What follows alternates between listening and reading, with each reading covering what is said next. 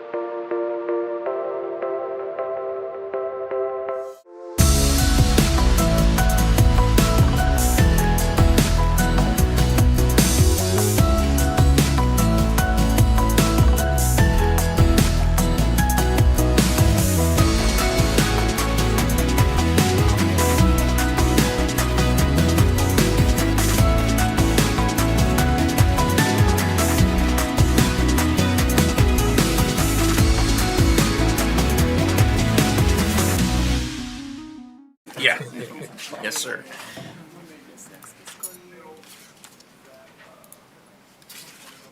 Call them in to talk to. We've been talking enough, so I mean, like, just like, hey.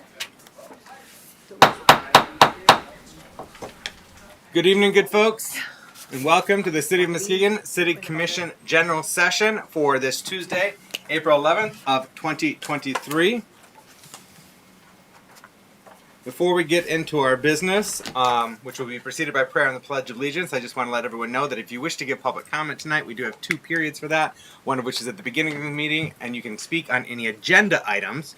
And then there's another public comment period reserved at the end of the meeting, and you can speak on any topic that you wish. And you'll have up to 3 minutes to speak. If you wish to give public comment during either or both periods, there are public comment forms at the back of the room. Please provide your name and home address on there. And then there's a box in the back of the room that you can leave those forms there. I will not be sharing your address publicly, nor will I ask you to be sharing your address publicly. That will be held in private and confidential. Please refrain from making any remarks from the audience and maintain decorum. If you do wish to provide input, do so during our public comment period.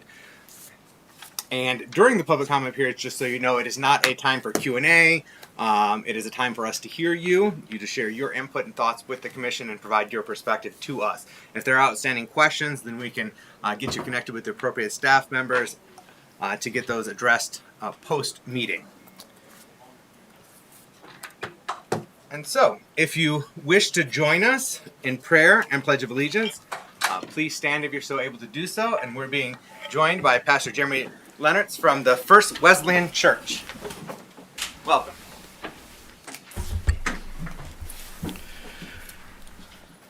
Pray with me. Dear wise and heavenly Father, thank you on behalf of all who are gathered here today. Thank you for your many and abundant blessings. Thank you for life itself, for the measure of health we need to fulfill our callings, for sustenance, and for friendship. Thank you for the ability to be involved in useful work and for the honor of bearing appropriate responsibilities. Thanks as well for the freedom to embrace you through the sacrifice of your Son, Jesus. Thank you for loving us from your boundless and gracious nature. Father, in your word, you've said that we should obey the governing authorities since you have established those very authorities to promote peace and order and justice. Therefore, I pray for our mayor, for the various levels of city officials, and for this assembled council. I'm asking that you graciously grant them wisdom to govern and amid the conflicting interests and issues of our times, a sense of welfare and true needs of the people of Muskegon, a keen thirst for justice and rightness for all, confidence in what is good and fitting for community, the ability to work together in harmony even when there is honest disagreement, personal peace in their lives, and joy in their task. I pray for the agenda set before them today. Please give an assurance of what you would please you and what would benefit those who live and work in and around the great city of Muskegon. It's in Jesus' name we pray. Amen.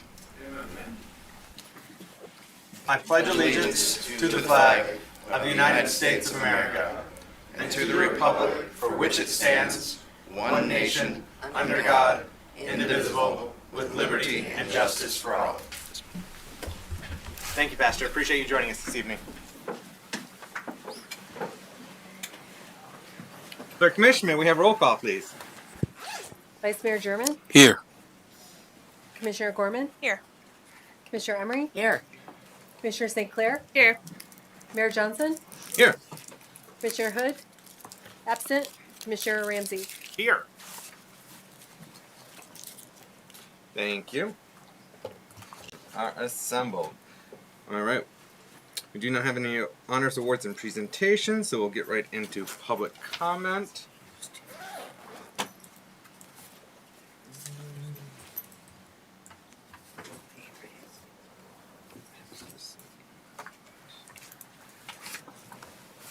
I'm going to start with Leah Markowski joining us from the Nelson neighborhood.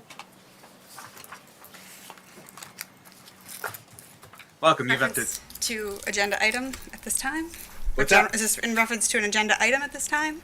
Because Because that's what that is. yes, this is on our formal agenda, even though we just did it.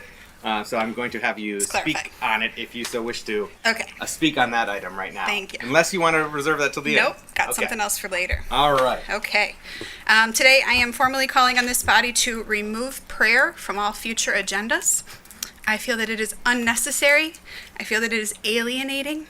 And I think that what is needed from this body is to be engaged, elected, representative officials conducting the business of the people of this community. We do not need thoughts and prayers in this chamber during this time. What we need is deliberation, dialogue, and action. You are free to pray in your own way at any time with anyone you so choose. It may be offered as a form of public comment, but prayer should be removed from the public agenda. Thank you. Thank you, Ms. Markowski. And next up, we have Stephen Thiel.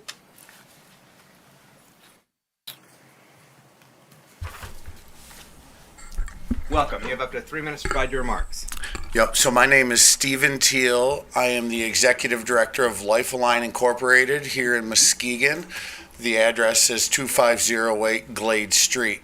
So I am speaking on behalf of the opioid settlement here in Muskegon, the city of Muskegon.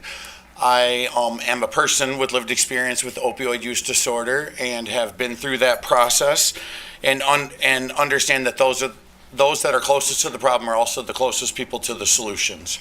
And at Life Align, we help people every day that are struggling with opioid use disorder and even really more than that, just as a community in general, I would like to offer my assistance as a person that's on the front line dealing with opioid use every single day to help see that money go to the proper place so it doesn't go to police cars and other places but to go to the people that it was meant to go to in the first place, the people that are actually struggling out here, the people that were most affected by Big Pharma, and the reason that this money is coming into the community. I lost my own best friend and my father to Big Pharma and Oxycontin. I'm very passionate about opioid use disorder. It stole 15 years of my life and my freedom for a very long time, and I'd like to help the council or the community, even if it doesn't come to my own nonprofit, go to the proper place and it be used the proper way. As we all know, fentanyl and heroin has devastated Muskegon, and it has caused a lot of problems here, and we can't arrest addiction or lock up the problem, and putting that money back into jails or police cars and not into recovery support and treatment isn't really doing our due diligence as a community to help address the issues at hand. So I'm available, and I would love to help out and do what I can, and to make sure that that opioid settlement money goes to the right place. So, thank you. Thank you, Mr. Teal. Appreciate you joining us this evening. It's just for your reference. It's for later.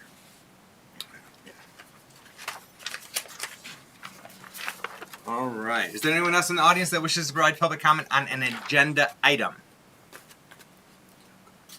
All right. Is there anyone on the line that wishes to provide public comment via the phone? We have received no phone calls. Okay. Then we shall move on to our consent agenda. Commissioners, you've had an opportunity to review the consent agenda. Are there any items that you wish to have removed for separate consideration, deliberation, and vote? Commissioner St. Clair. 7B. 7D. B. B. 7B. As in boy. Any other items, commissioners? No. Make the motion. Sure. Maybe. On the consent agenda. mine's Yeah, I good. know. Oh, okay. I'm looking for the proper words.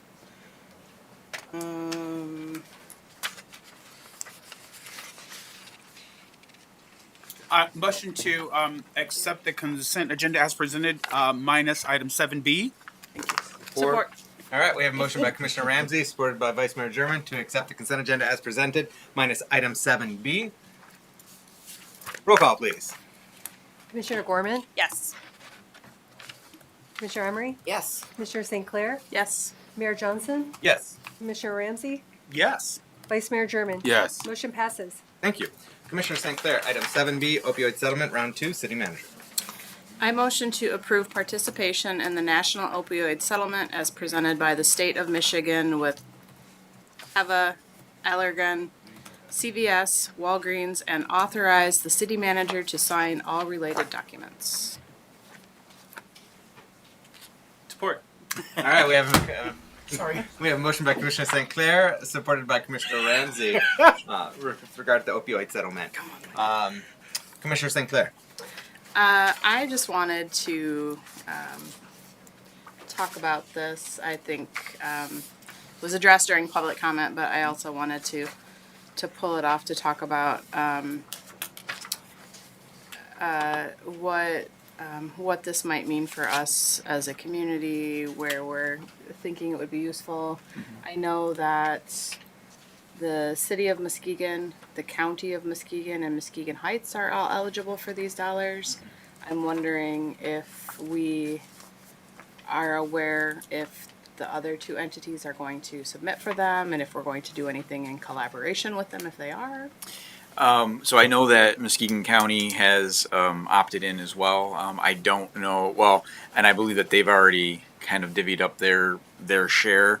What us as a city are able to use these for are pretty limited, and so it'll be a decision for the commission to decide. But it's intended to help those who are impacted, whether it's through treatment or education or through intervention services or education for law enforcement or for purchasing things like Narcan. Narcan's provided for free, so that one's kind of not really needed. So once we actually know how much we're getting from this round of settlements, I think it'll be a good idea to have that conversation as a commission on what's the most impactful, real, and relevant way to use these dollars as they come into the community to benefit those in our community who are impacted by it. So we would not be buying new police cruisers or using it for anything other than prevention and remediation. That would be my intent in this. It would be your discretion on what we use it for, but it has to be used for very specific things. I don't believe police cruisers are allowable. I think training in Narcan would be for public safety, Sure. But that would. It's very limited on what our options are. So, and I have had individuals reach out and come talk to me about it. Including the individual who's here tonight. Thank you for coming. And Thank you. You're welcome. Thank you, Commissioner St. Clair. Thank you, Mr. Manager.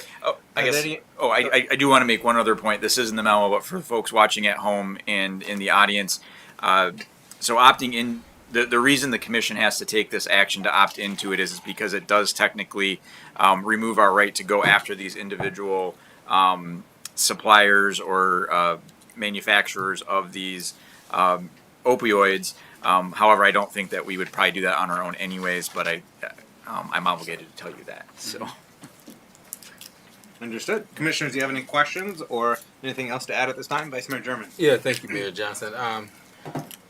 To the Manager Cypher's point and what these funds could be allocated for, did any of you say anything about treatment or anything like that? Okay. Yes. Okay. Yep. Okay.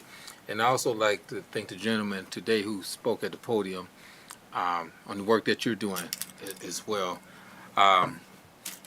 These are deadly drugs, and I've seen people affected by it, and any type of initiative in the positive way, how we can address or help or try to combat situations, to help out, is definitely essential, I think. So, and thanks, Commissioner St. Clair, for pulling this off the agenda to talk about it as well.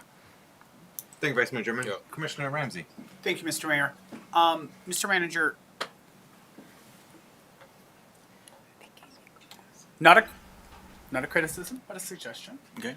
I know that we haven't been awarded these dollars yet, but in an effort to sort of really get behind what the opportunities for these funds are, instead of what we did with ARPA, are there documents that you can continue to share with the commission and conversations that we can begin to have now about to elicit a better understanding of how these dollars could be used and how they should be disseminated to our neighbors, as was brought up tonight from the podium, in ways that are real and relevant to mitigate the situations that have been created by this atrocity. So I would like for, instead of us tasking staff with, just, hey, figure something out and go for it like we do so many times and they deliver so heavily every time, knock it out of the park. Most times, knock it out of the park. How can we have a real and relevant conversation about the opportunities that truly lie there that maybe some of us in our regular 9 to 5 have experience in, to help us identify that we might want to support from the bench, so that city staff has a really targeted notion of intention when we send them out to do their wonderful work. Sure.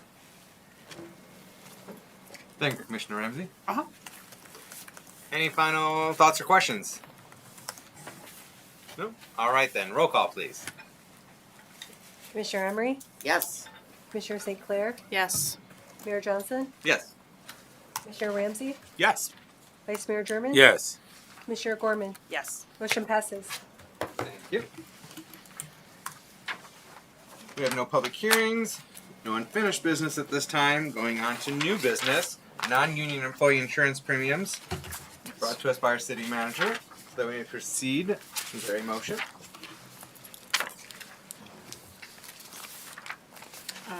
I motion to change non-union staff contributions for insurance to 10% inclusive of actual healthcare premiums and city-paid benefits of co-insurance and deductibles. Support. Manager. Oh, thank you for that support. Motion by You're getting all the mouthfuls St. Clair, tonight. supported by Commissioner Ramsey. May we have a report, Mr. Manager, on this item? Yes. So this was something that was brought to our attention by several of the unions that we'd gotten out of whack on our insurance contributions. We did some investigation, and back in 2017, we added those 2 city-paid benefits in there, the co-insurance and the deductibles. At a premium year change, the calculations were lumped together. They should be done separately and added together, which resulted in the contributions becoming out of whack. The unions, all 5 unions have the exact same language in their contract. It's a bargain benefit.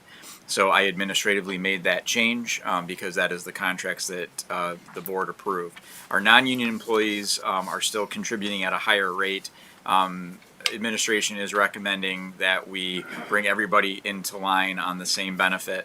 Something that isn't in here, and I do want to have a discussion with the board about, is on the union side, we did go back to January 1st of 2020, and we'll be making those employees whole because they did contribute too much for that period of time.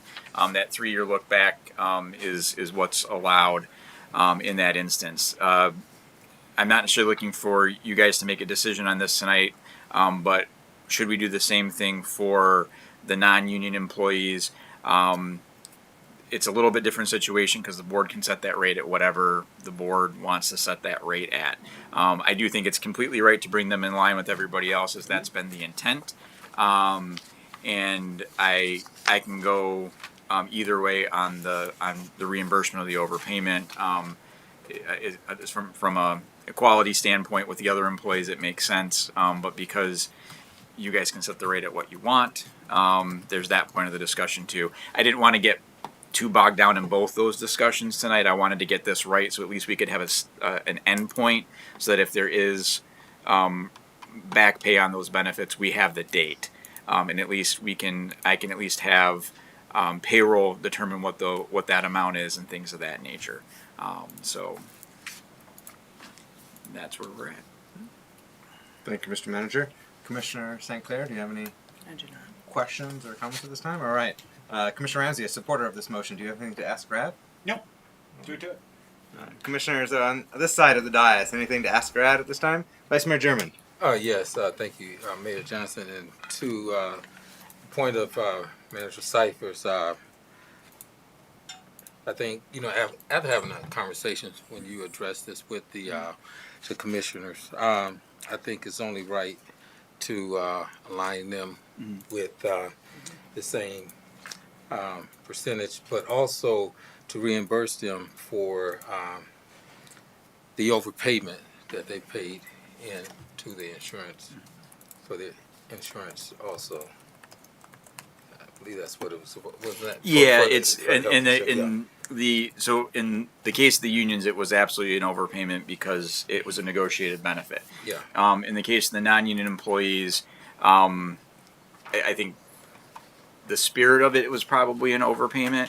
Mm-hmm. Technically, on the technical side, no. But I think it's equal and all that kind of stuff is really kind of what it comes down to. Yeah. So an ethical thing. To do. Yeah. Thank you. Yeah. Thank you, Vice Mayor German. Yeah. Anything else to ask Brad at this time, commissioners? Seeing none. Roll call, please. Commissioner St. Clair, Yes. Mayor Johnson, Yes. Commissioner Ramsey, Yes. Vice Mayor German, Yes. Commissioner Gorman, Yes. Commissioner Emery. Yes. Motion passes. Thank you. All right. Next up, we have a resolution declaring the City of Muskegon's commitment to climate action initiatives to combat the impact of climate change on our community and planet. As you recall, commissioners, we had a discussion about this at a prior legislative policy committee meeting, and at that time there was broad support by the commission to move forward with adopting a resolution and then developing a climate mobilization and action plan. And so, and we had reviewed a number of resolutions at that time, some of which were rather lengthy into several pages.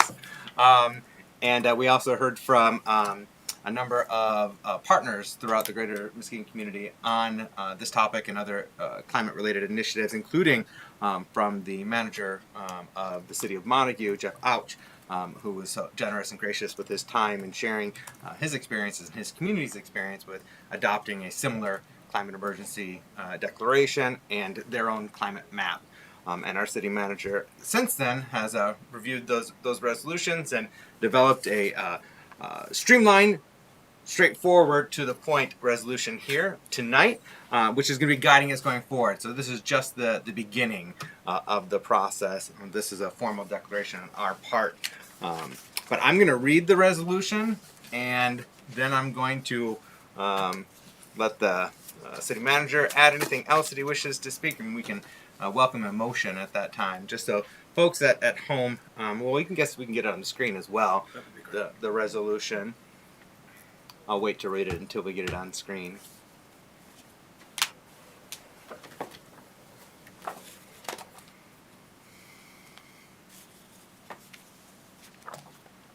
All right. So it's a resolution declaring the City of Muskegon's commitment to climate action initiatives to combat the impact of climate change on our community and planet. Whereas the City of Muskegon recognizes that climate change is negatively impacting daily life of our residents, businesses, visitors, and the natural environment. And whereas the impacts of climate change have a negative economic impact on the community and its residents. And whereas the impacts of climate change have an outsized impact on members of the community who are least able to cope with climate change. And whereas climate change is impacted by human-made factors. And whereas the City of Muskegon is committed to reducing its carbon footprint through deliberative budget, policy, and administrative actions. Now therefore be it resolved that the City of Muskegon Commission declares that the human-caused climate change emergency physically and economically threatens all of humanity and the natural world, and be it further resolved that the City Commission directs the City Manager and all entities of the City to actively participate in climate action planning, and be it further resolved that the City Commission directs an organizational-wide carbon impact audit be delivered to the Commission by December of 2023, which will be used to set target reductions with the goal of eliminating the organization's greenhouse gas emissions by 2040. And be it further resolved that starting with the fiscal year 2023 to 2024 budget, climate action will be a fiscal consideration. And be it further resolved that the city will engage its residents, visitors, and businesses on the climate emergency so their input informs, and it's just a typo, so their input informs the creation of the city's long-term climate mobilization action plan. And so we'll get that typo corrected, and then I added mobilization. That's what we talked about when we were at the LPC. It's easier to reference this as the climate map going forward. So, Mr. Manager, Yes. would you like to kind of share anything additionally as to your development of this resolution and how you expect our city to move forward, our city as an organization to move forward in implementing this resolution? Yes. So looking at this resolution, we looked at a number of different communities and how they tackled the beginning of moving forward down this path. And I decided to recommend kind of doing a more general resolution that put the end date in place and what our starting point was, which is doing that carbon footprint analysis. So the way I see this going forward would be this spring and summer we'll begin planning for and we'll budget for the carbon footprint analysis to be in our FY 23-24 budget. So that would start after July 1st. And in that same time period, we would begin to engage with the state's Green Communities Challenge, which is a partnership between MEDC, Eagle, and the Michigan Municipal League to help communities develop green policies, procedures, and initiatives. So I actually have already engaged with that because if you engaged by May 1st, there was some special something. I can't recall off the top of my head with technical assistance that came with that. So I already did that. So even if you don't approve this, we're already in that one. And then also establish a climate action committee, which Deputy Manager Mike Sell has already begun work on that to establish that committee, identifying some folks. It's primarily internal staff at this point because we're really looking at our organization. We have asked Renee Hesseling to also join the group as she has some good insights into that from her work in the private sector to kind of help be an additional voice at that table. Eventually we'll look at kind of expanding that out a little bit, but because we're really looking internally right now, we want to look at that. So summer, fall, we'll complete that carbon footprint analysis and then present that to you guys no later than December. We actually, Deputy Manager Mike Sell got some information. It looks like we might be able to get that to you sooner than that. And then we'll use that as our starting point of here's our current footprint and how do we take that data and move forward to 2040 and what steps do we have to take in that in-between time to achieve that. And we'll do that through things like looking, department specific, capital improvements, equipment, but we also want to look at, as it says, policies and things of that nature, which would include zoning ordinances. Are there things that we can take a look at to allow our residents to be more carbon conscious or green conscious in their in their homes, in their yards, and things of that nature. So that's how we'll start to move forward. The commission will have a very active role in determining kind of what those steps and markers are over the next 17 years or so to make sure that we are able to hit that target. The 2040 target is a pretty common one for organizations that are getting started now. Ones that have already been doing it for a number of years, some 2030, some 2035. So I figured 2040 was more of an achievable goal for us. I didn't want to set us up for failure. So those are the objectives. The deputy manager and I have been working on it on and off since the policy committee, but we wanted to make sure that we could get this out here prior to Earth Day. So excellent. Yeah. Thank you, Mr. Manager. Great. I very much appreciate and welcome this resolution and the straightforward and simplified nature of it. It's not excessively wordy. It's focusing where we want to go, and the work's going to be forthcoming, and that's where that effort and energy is what matters most. And I personally am excited not only to see how we as an organization can reduce our carbon footprint and become more climate mindful, but also how we can implement and modify policy to encourage development that is environmentally friendly and climate mindful as well, and otherwise incent such activities. But before I continue speaking, or we have any further discussion on this, may I have a motion on this item? I motion to approve the City of Muskegon's Climate Action Resolution with the objective of measuring and reducing the city's carbon footprint and authorize the mayor and the clerk to sign. Support. All right, we have a motion by Commissioner Ramsey, supported by Commissioner Emery. So Commissioner Ramsey. Oh, thank you. I was calling you Commissioner Emery. Commissioner Ramsey, do you have anything to ask or add on this resolution? I don't. I think that this is great work. I think that it's something that we've been talking about for quite some time, at least since Commissioner Emery and I have been here. So, kudos. Commissioner Emery, do you have anything to ask it? He said it all. Thank you. Commissioner St. Clair, anything to ask or add? Just that I enthusiastically support this. Mm-hmm. Commissioner Gorman? Vice Mayor German? Nothing much. Just I'm in support of it as well, and we know around the country how important climate, control is, and this is something that's been talked about for many years, as I can remember, probably early 2000s. Former Vice Mayor Al Gore was one of the first that I really heard talk about global warming and how climate control is needed. And so for the city to take that initiative and be the leaders in the city, I think it's great. Absolutely. I am glad we're taking this step. I'm glad that this broad commission support for this, and excited for the work that staff has done and is doing. And there are a number of ways we already have been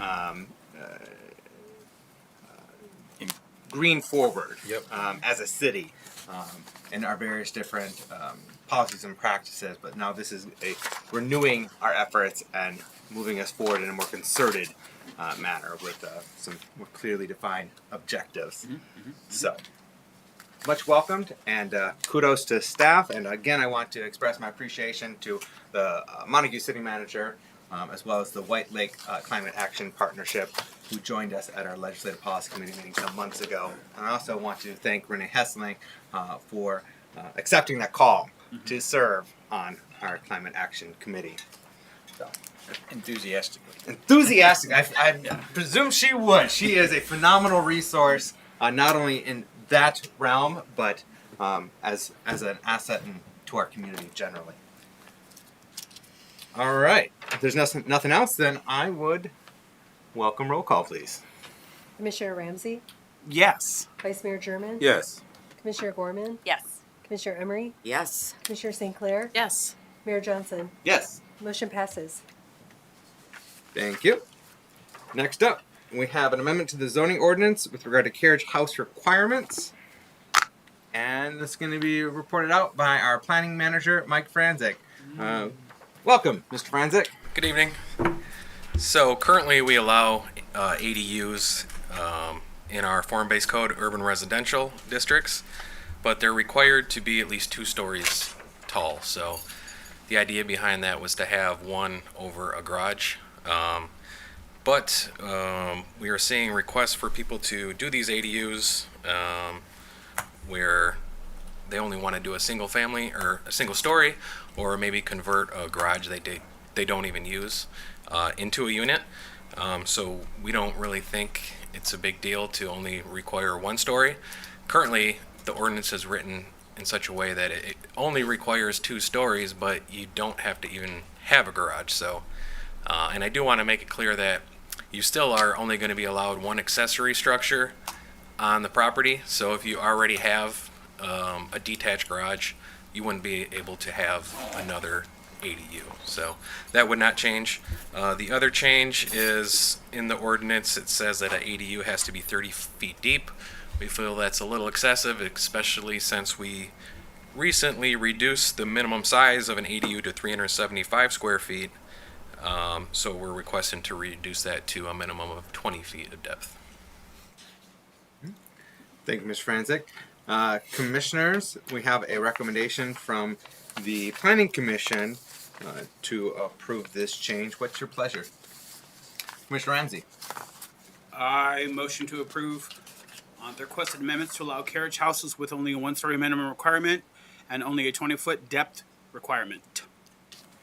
Support. We have a motion by Commissioner Ramsey, supported by Commissioner St. Clair, to approve the requested amendments to allow carriage houses with only a 1-story minimum requirement and only a 20-foot depth requirement.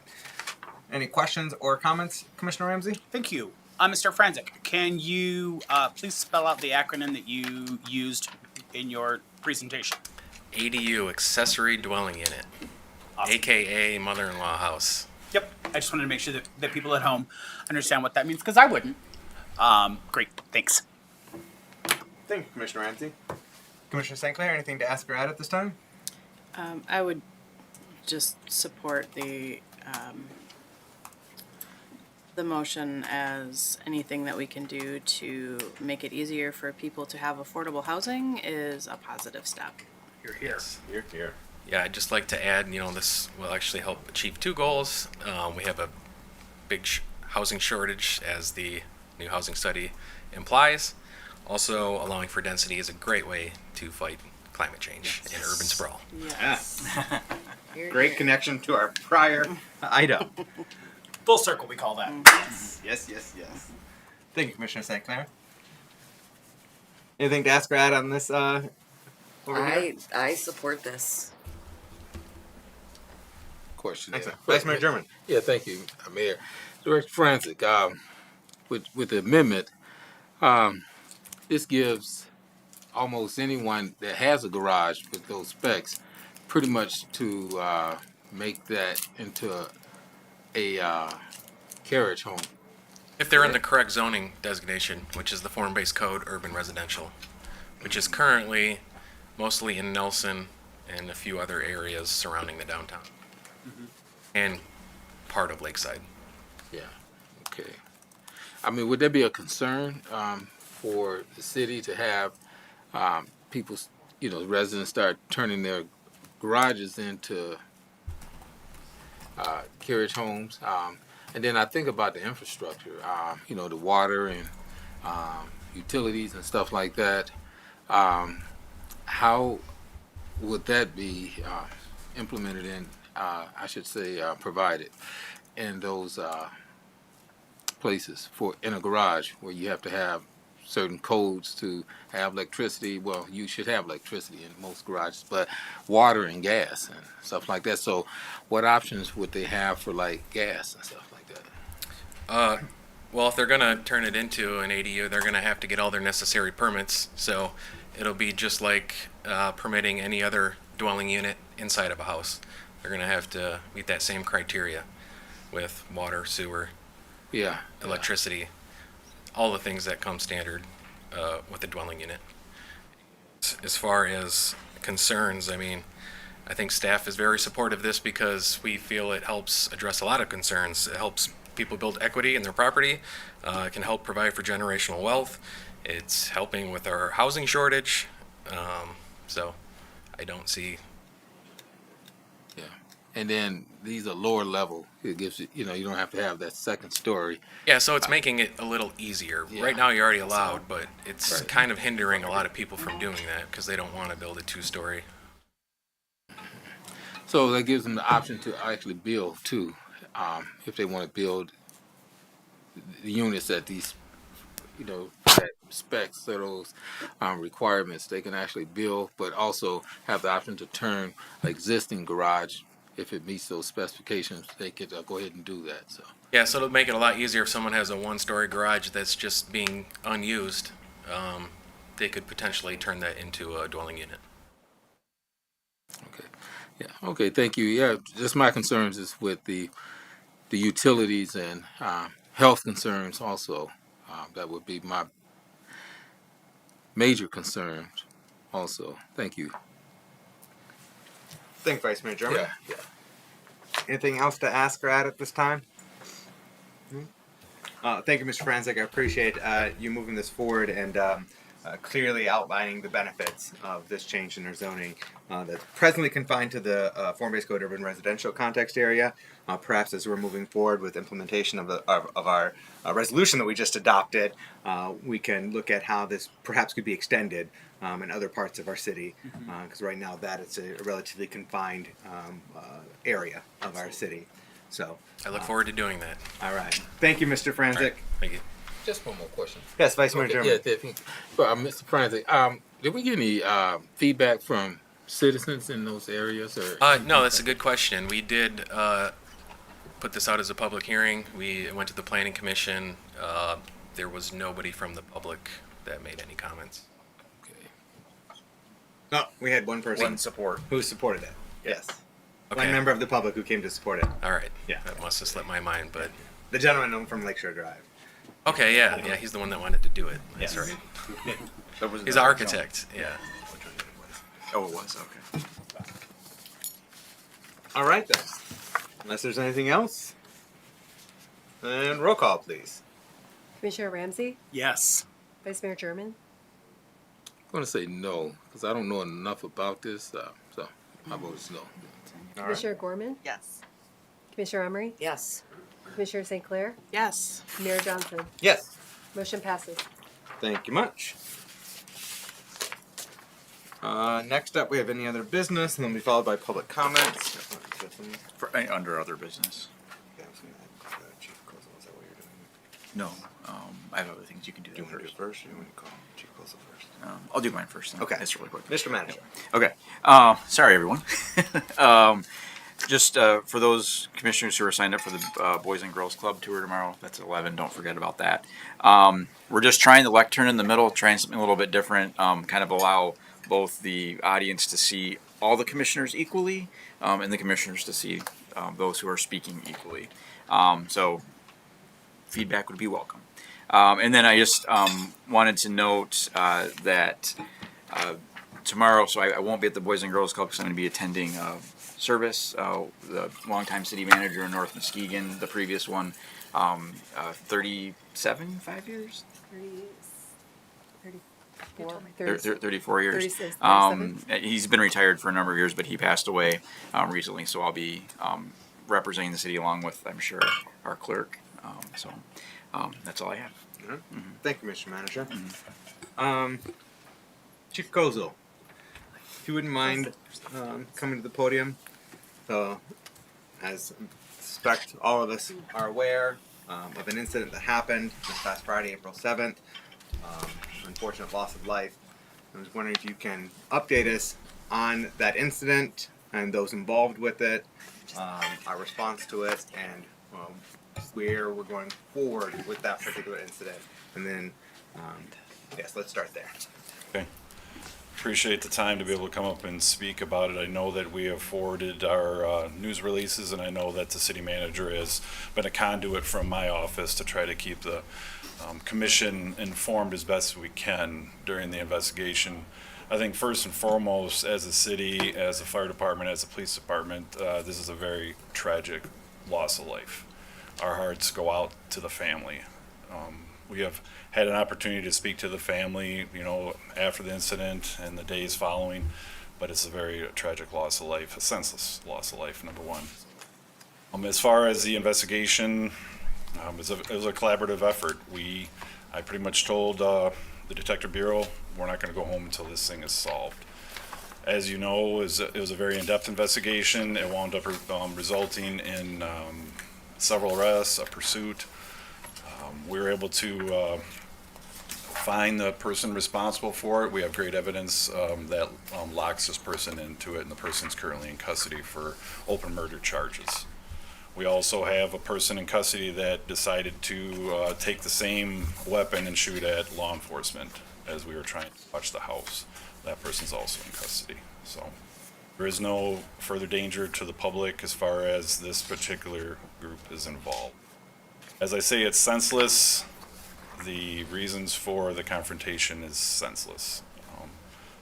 We'd like to try to think that we can try to work together as a community in some of these areas. We are, as law enforcement, as I've brought up before to the commission, trying to work on different things that we can try to curb gun violence.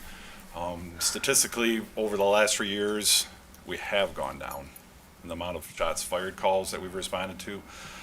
We've been a little bit steady, I hate to say that word, with the amount of lives lost as a result of gun violence, but our numbers have gone down.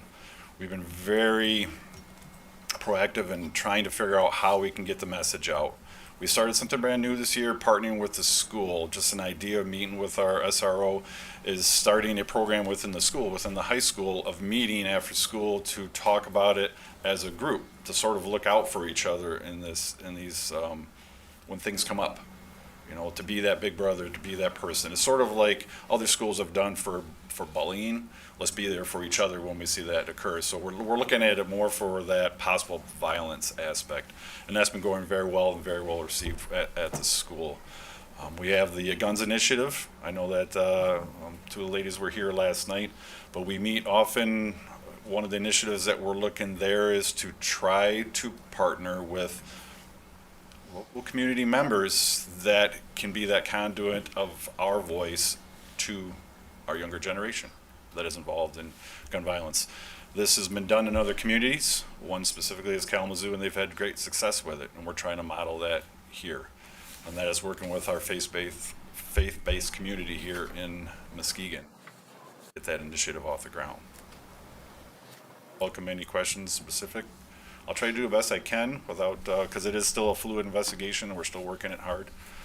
Some of the other things that we're looking at to try to help us in our investigations, I guess you would say. I think a majority of you have already had discussions about it, is a system called the FLOC system, the FLOC camera system.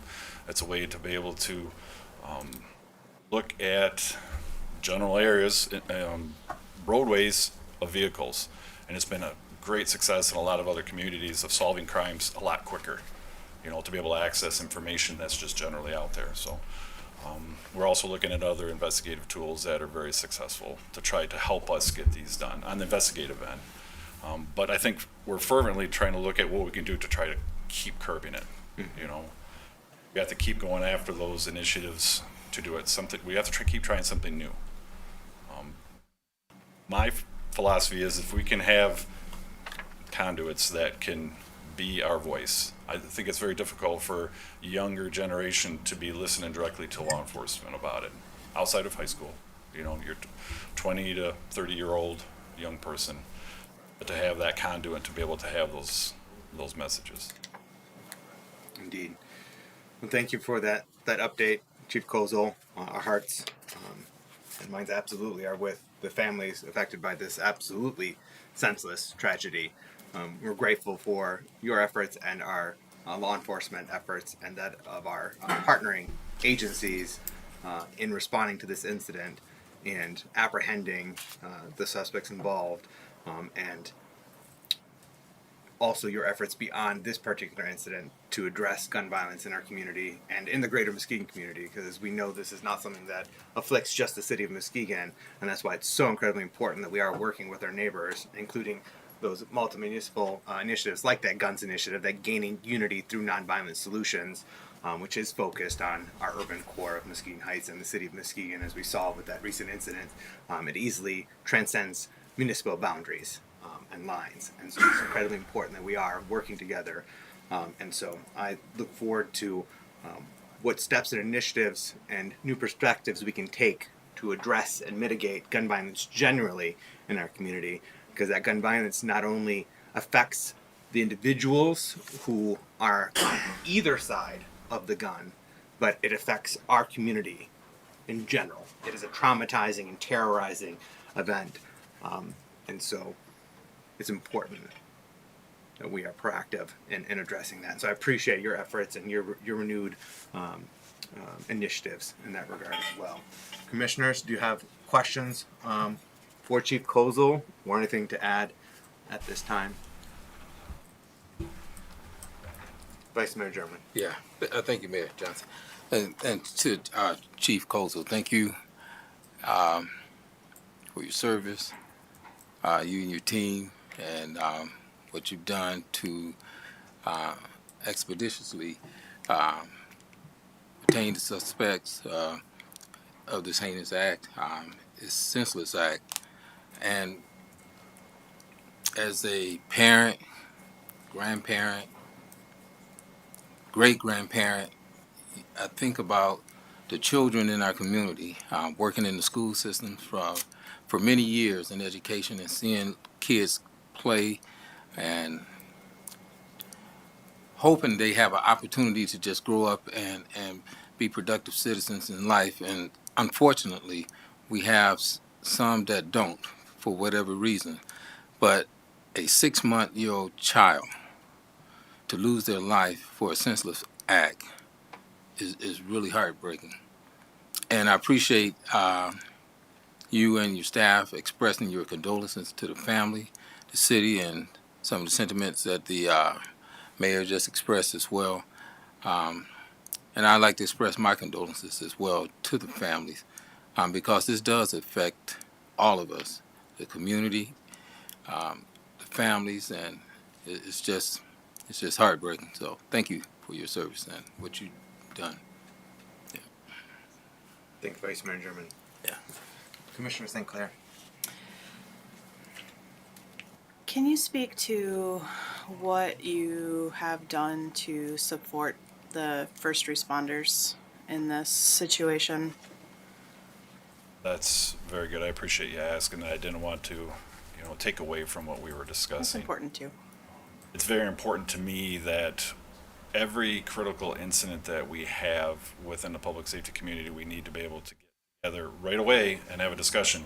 All too often that I have seen throughout my 34-year career, we do it after a very critical event, an officer death. We need to do it more often for small events, for any critical event. The day of, when I was out on scene, I talked to our battalion chief and I said to him, I want to make certain that we have everybody identified that was here, and I want to have a debriefing right away. Within an hour, he had someone en route, a wonderful individual, Kevin, that we wound up having a debriefing with the fire department that day. Okay. And then I wound up having the lieutenant have him come in the next day and have a debriefing. Also been in contact with officers that weren't able to be part of that debriefing to make certain that we are also offering them those opportunities. It's critical. I mean, back 34 years ago, if Tim Colville, as a young police officer, said that something bothered him, I'd be looked upon as that I'm spineless and you can't be doing the job. Now we need to all the time be looking at that for our public safety personnel. Teachers, it doesn't have to be just public safety personnel. Our social workers, You know, I can tell you that we had an event here recently where our embedded social worker had witnessed a couple things that were very traumatic. Brought her right into my office and just talked. We need to be able to do those things and offer the services to anybody that might witness or be a part of an event like this. Thank you. Thank you for the question. Thank you, Chief Koza, for being cognizant and mindful of that and the importance of mental wellness and how it impacts our day-to-day service to our community. And thank you, Commissioner St. Clair. Is there anything else, Commissioners, you wish to ask or add at this time? Thank you, Chief Kozel, and please express our thanks to our first responders and our law enforcement on this and serving and protecting our community generally. And if you have a chance to speak with the family as well, extend our care and condolences to the family impacted as well. Thank you very much for the time. Thank you, Chief Kozel. Commissioner, are there any other items under any other business that you wish to address this evening?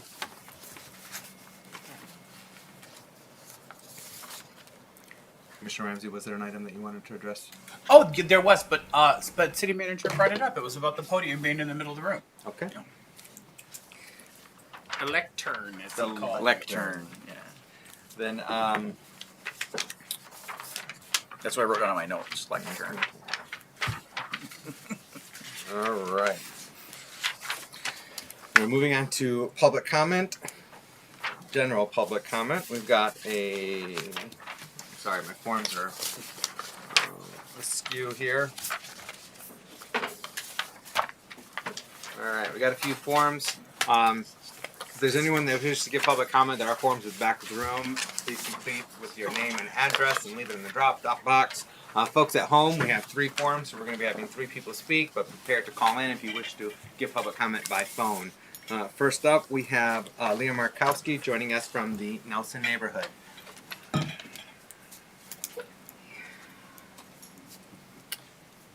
Welcome back, and you have up to 3 minutes to provide your remarks. Thank you. I'm going to warn you that what I'm about to present may be triggering for some.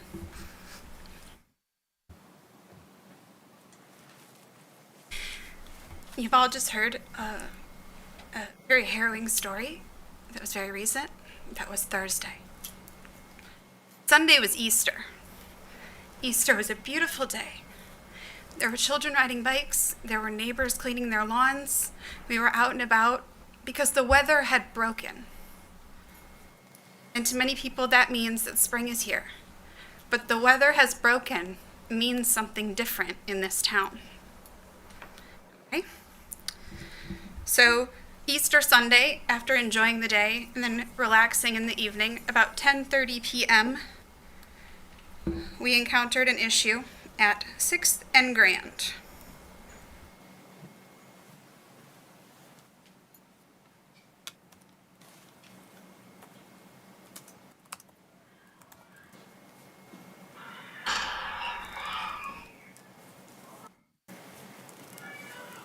There are children. There were children riding bikes and playing in the yard on this same block earlier in the day. There were 3 shots fired. This was 3 days after a child was shot. So my initial question here was, what is the plan? And I understand that we have heard that there are items in progress and that there are plans in place, but I do not think that the plan is being communicated to the community in a way where we are very serious about the plan and about this summer being different than summers in the past. I moved to this community knowing this history and having been an advocate for many other things in the community. I do not typically experience this violence in my life. I've had that privilege. But it is difficult for me to share my address with people who are afraid of Muskegon. And we have to work together to solve this. And there needs to be a plan that we all share and that we can all participate in, and not simply social services that people don't understand. It needs to be something we all do. And I want to make sure that, as well as social workers and first responders and people that we attend to after the fact, that we have shooting reviews. We need to review every shooting. Because while the perpetrators of the previous violence have been dealt with, this was 3 days later on Easter, a day which is supposed to be about family and reverence, if that's important to you. It was not apparently enough to stop someone from shooting in an area where there were children. I appreciate your time, and I hope that you will take this seriously and make this year different than years in the past. Thank you. Thank you, Mr. Markowski.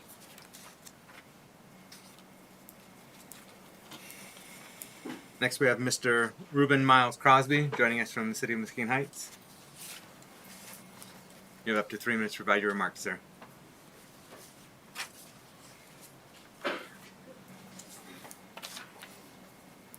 How much time am I supposed to get for a group? I didn't see that on the form today. We only have 3 minutes for individuals or groups.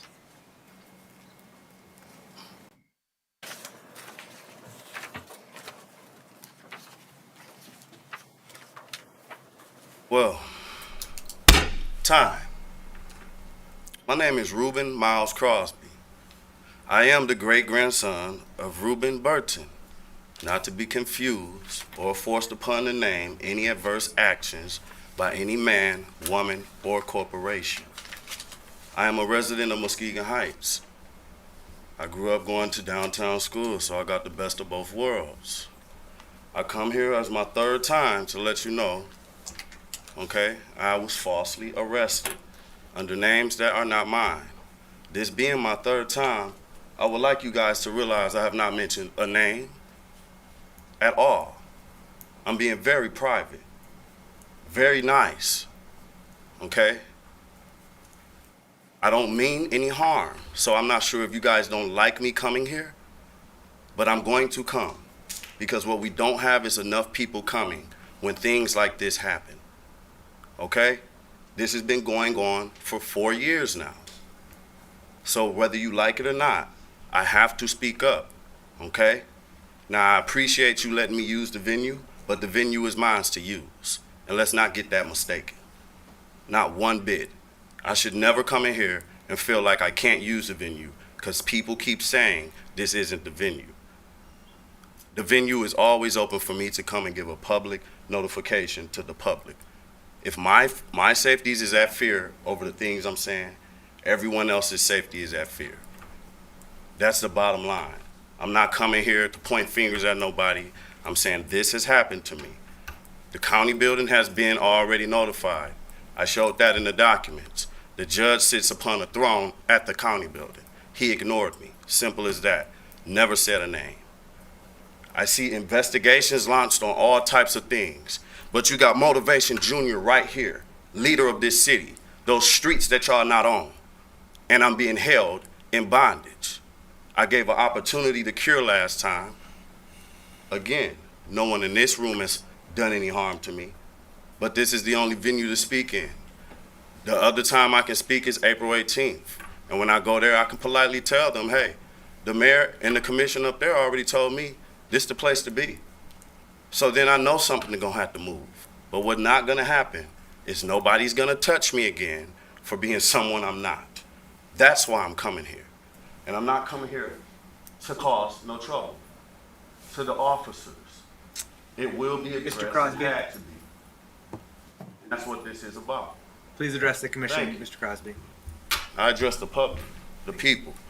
I didn't look at any one specific person. Thank you for joining us this evening, Mr. Crosby. Next up, we have a Stephen Thiel. Welcome back, joining us from Lifeline via Muskegon Heights. You have up to 3 minutes to provide your remarks. All right. Thank you for having me again, Stephen Teal. I had put in the box a few documents and stuff related to the opioid settlement and like some different options for using that money. I do know that the second round of payments will be approximately $60,000. I'm in contact with the state, working actively on this stuff all the time. And I am a student of recovery in general. Narcan training is free, by the way, for the police department. They can get it through the Red Project at any time for free. They'll come here and do it. So with that being said, I wanted to talk a little bit more about what Lifeline is and just get some visibility for what we do at Lifeline. So we are a recovery community organization.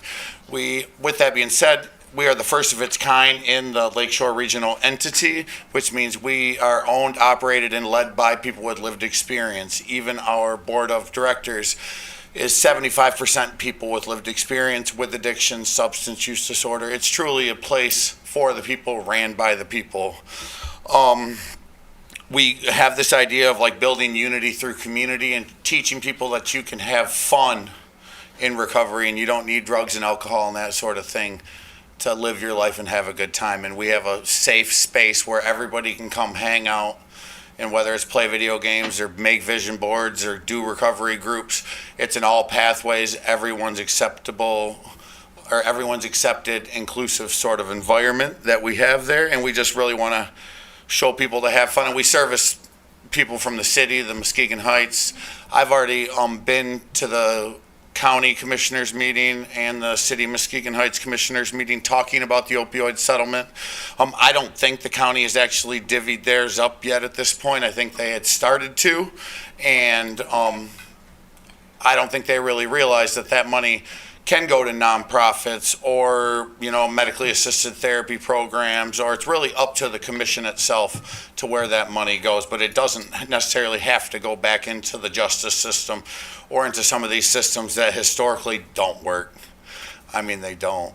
I lived it and I did it myself. And when we really need to focus more on the support, the treatment, and the recovery side of opiate use, and whether it's Lifeline or Fresh Coast Alliance or some of these other community organizations that are out here addressing it, the people that are on the front lines doing it every single day, seeing the eyes of the people that are struggling with this disease, those are the people that really need that money and that help and that support in our community, not the people that are looking through the bars or the police car window or those kinds of situations. So I'll be quiet, but thank you guys very much. And if you guys need any help, please, like, I'm a student of this stuff. It's my whole life from morning to night every day. So I'd be glad to help. Thank you.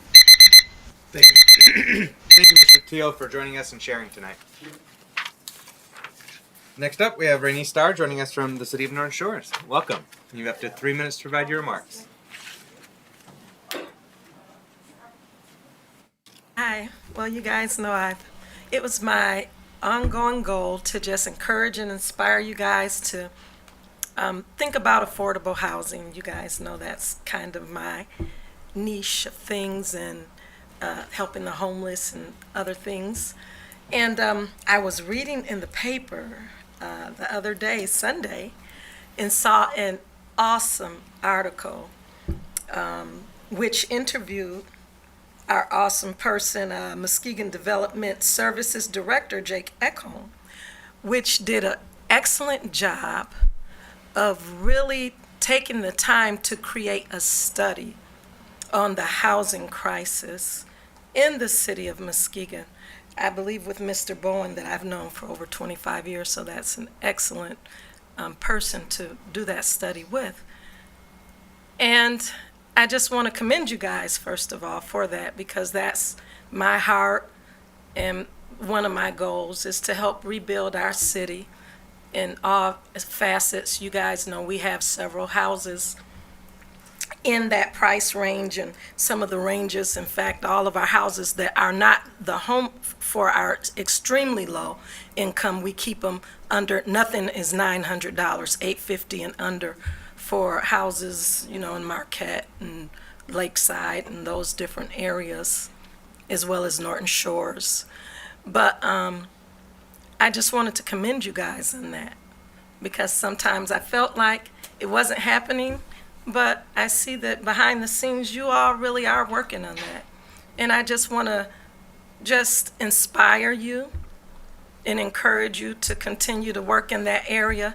And even with some of your funds, you know where I'm going, with some of those ARPA funds, if you can perhaps lead them back that way. I was here yesterday and saw that there were 31 nonprofits and about 29 or 30 businesses that applied for that grant. And maybe we had it a little bit too low. Just to encourage you that maybe you can extend it, because that lets me know that there's a lot of people out there that wants to help our community. And if we could just take a little bit more of that money and have maybe a couple more of those great deals and those great ideas that they have to rebuild our city, I would just love to see that.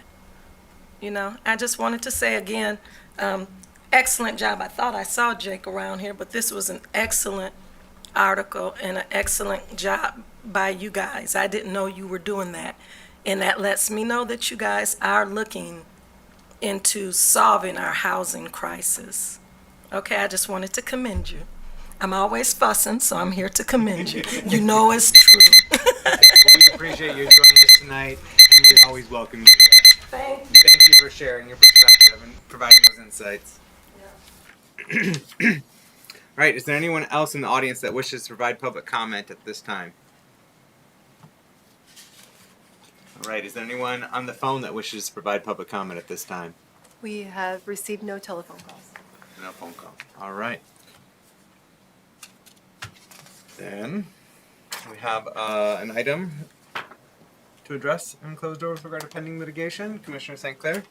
I move to go into closed session to consult with our attorneys regarding the settlement strategy in connection with Loretta Lyons versus Muskegon Police Department officers Richard McCabe, James Gust, Tony Fountain, and Doug Conrad, United States District Court, Western District of Michigan, case number 22-CV-0167, because an open meeting would have a detrimental effect on the settlement position of the City of Muskegon and defendants. Or we have a motion by Commissioner St. Clair, supported by Vice Mayor German, to go into closed door session to address what she read out. Madam Clerk, roll call, please. Commissioner Gorman? Yes. Commissioner Emery? Yes. Commissioner St. Clair? Yes. Mayor Johnson? Yes. Commissioner Ramsey? Yes. Vice Mayor German? Portion of this meeting. We're going to be going to closed session. When we come out, we'll be adjourning promptly thereafter. If you wish to speak with any of the members of the commission They post-meeting, keep you're doing welcome that. to stick around. They keep I have giving no it idea to how her, long and they we'll don't be send in it to closed me, session. and then she But hands it to me. if She you're hands not it to around me. when we get out, thank Every you. time I'm Take like- care and be well. Chop liver here, people? Chop liver? No. Steve.